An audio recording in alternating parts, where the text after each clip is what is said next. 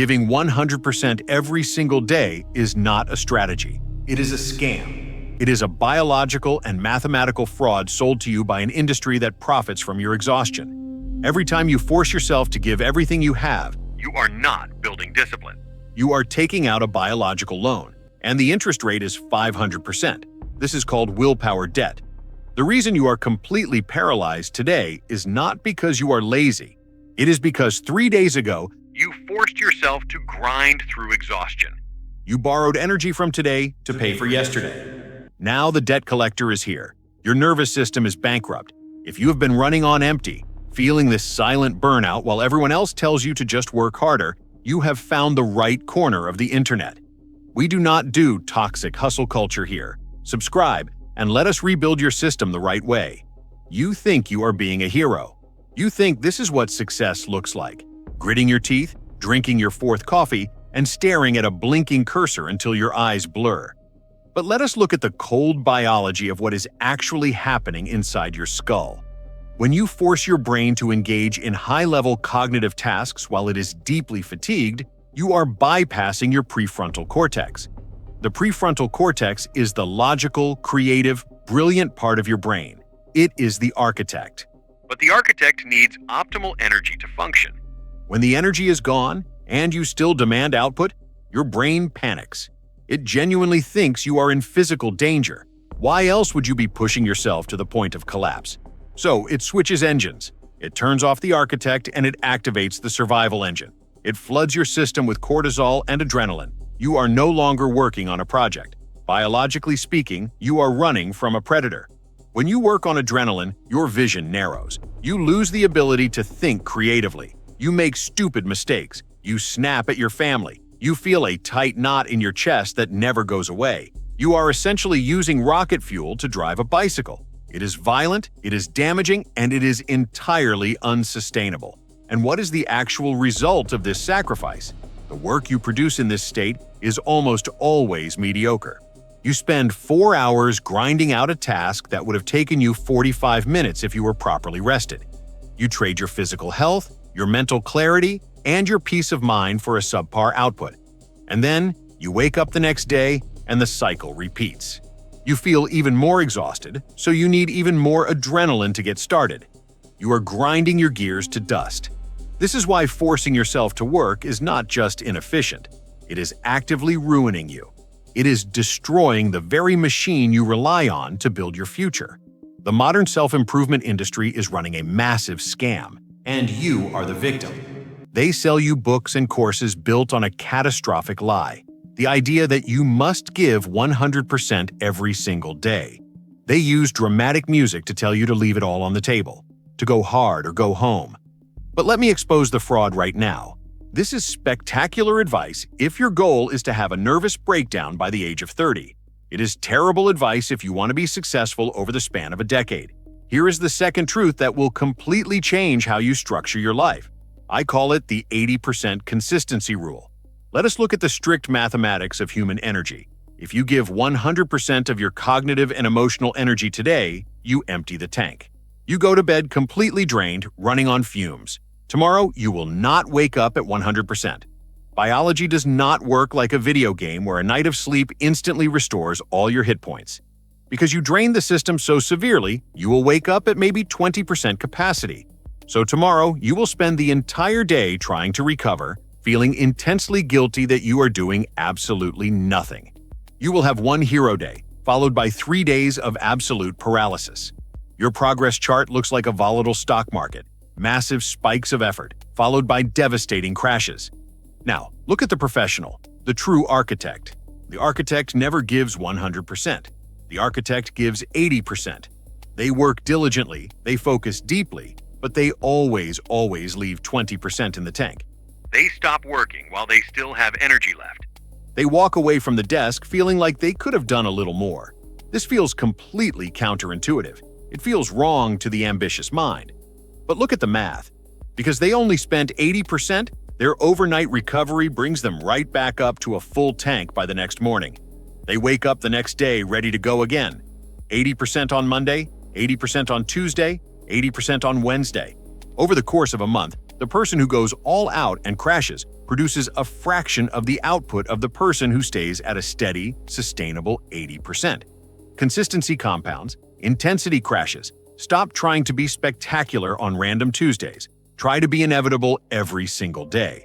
Let us talk about the guilt, the crushing, silent guilt that comes when you sit down to work and realize you simply cannot do it. This guilt is actually more exhausting than the work itself. You are burning calories just hating yourself. You look at other people on social media who seem to be effortlessly crushing their goals, waking up at dawn, running marathons, and building empires. You think they have some secret reservoir of willpower that you lack. They do not. What you are seeing is a carefully curated highlight reel.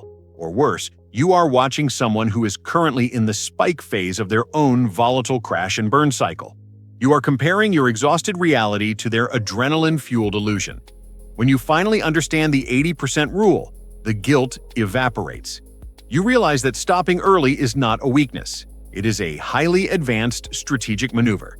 It is the ultimate form of self-discipline. Real discipline is not forcing yourself to keep going when you are dead tired. Any fool can whip a tired horse.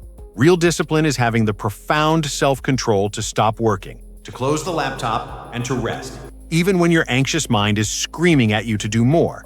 Real discipline is protecting your machine, because if you break the machine, the game is completely over. So if you are no longer allowed to force yourself, how does anything actually get done?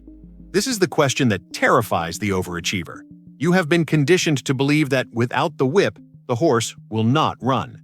But you are not a horse. You are an architect. The secret to effortless, continuous output is not increasing your force. It is completely destroying the friction. When you sit at your desk and feel that heavy, paralyzing dread, your brain is looking at a mountain. It sees a massive, energy-draining task. You cannot force yourself over the mountain when your legs are broken. Instead, you must lower the threshold of entry so drastically that your primitive brain no longer perceives it as a threat. You do not sit down to write a flawless chapter of a book. You sit down to write one terrible, embarrassing sentence. You do not sit down to edit a 20-minute video. You sit down to organize a single folder of raw footage. You must give yourself absolute, unconditional permission to produce garbage. Perfectionism is what creates the mountain. When you demand excellence from yourself on a day when you are running on 30% capacity, you freeze. The survival protocol takes over. But when you tell your brain, we are just going to open the document and type something completely useless for 2 minutes, the alarm system does not trigger. The amygdala stays quiet. You bypass the mental security guards, and a strange, beautiful phenomenon occurs. Once you cross the threshold of action, the friction vanishes. You write the terrible sentence, and suddenly, the second sentence naturally appears. You organize the folder, and suddenly you want to make the first cut. Momentum takes over. But momentum can only exist if you do not force the start. You have to trick the brain into moving by making the entry cost absolutely zero. Now, I am going to give you a psychological tool used by one of the greatest minds in human history. Ernest Hemingway wrote masterpieces, but he had a very specific, unbreakable rule to prevent writer's block and burnout. He never worked until his tank was empty. He always stopped writing when he knew exactly what was going to happen next. He would literally stop working in the middle of a sentence. Why would he do this? Because it creates an open loop in the brain. Psychologists call this the Zeigarnik effect. The human mind hates unfinished business. It remembers incomplete tasks far better than completed ones. When you work until you are completely exhausted, until you have no idea what to do next, you associate your work with pain, confusion, and emptiness. The next morning, your brain remembers that pain. It remembers that the last time you sat at this desk, you felt miserable. So it creates resistance. It paralyzes you to protect you from experiencing that pain again. But when you stop while you are still excited, when you stop while you still have absolute clarity about the next step, you associate your work with momentum. You leave the desk feeling powerful and capable. That open loop stays in your subconscious all night long. Your brain actually wants to close the loop. So the next morning, you do not have to force yourself to start. You are drawn to the work like a magnet. You sit down and you immediately finish that sentence. You have instant momentum. You have hacked your own dopamine system. You are using biological anticipation instead of anxiety as your fuel. This is how you build a machine that runs itself. You stop pushing the boulder up the hill and you start letting it roll down. To implement this permanently, you must undergo a violent shift in your identity. You have to kill the version of yourself that takes pride in suffering. We live in a society that worships the grind. We applaud the person who sleeps 3 hours a night and works through the weekend. We treat exhaustion as a status symbol. But look closely at those people. They are not happy. They are not healthy. And very often, they are not actually producing anything of lasting generational value. They are just vibrating at a very high frequency, mistaking their intense anxiety for ambition. You must stop identifying as a machine. Machines are designed to run continuously until their parts break. When a machine breaks, you simply replace the gear. You are not a machine.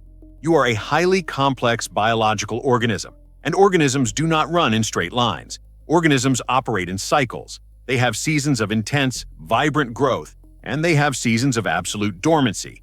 Winter is not a failure of nature. Winter is a biological necessity for the forest to survive the next summer. When you force yourself to work through your own mental winter, you are destroying the soil. You are salting the earth of your own creativity. No Olympic athlete trains at maximum capacity every single day. If they did, their muscles would tear, their bones would fracture, and their career would end in a month. They understand that recovery is not the absence of work. Recovery is where the growth actually happens. You must learn to respect your biological seasons. When you are deeply tired, you do not need more caffeine. You do not need a new productivity framework. You need to close your eyes. You need to step away without an ounce of guilt. You need to trust that the work will be there tomorrow, and you will be infinitely more capable of handling it if you actually allow your nervous system to reset. The greatest scam you have ever fallen for is the belief that your worth as a human being requires a 100% daily sacrifice. It does not. I want you to look at your life right now. Look at the specific task, the project, or the obligation where you have been scammed into giving everything until you are empty. What is it?